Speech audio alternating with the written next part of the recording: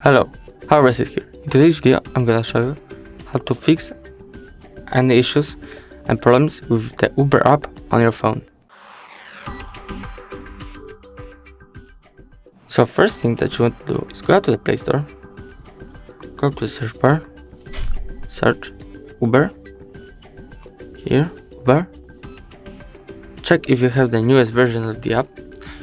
If you don't have the newest version of the app, maybe you just need to update. But if you have the newest version of the app and still got some problems, I'm gonna show you two more ways how to fix it. So first way, go up to the settings, go up to the apps, see all, find your Uber app, go to the permissions, and maybe you just need to allow all not allowed permissions.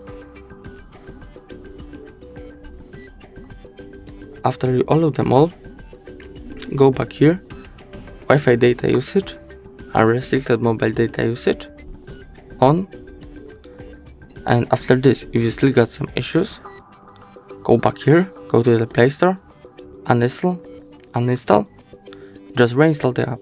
After this, there shouldn't be any issues and problems with the app. If the video was helpful, please leave a like and subscribe. Bye.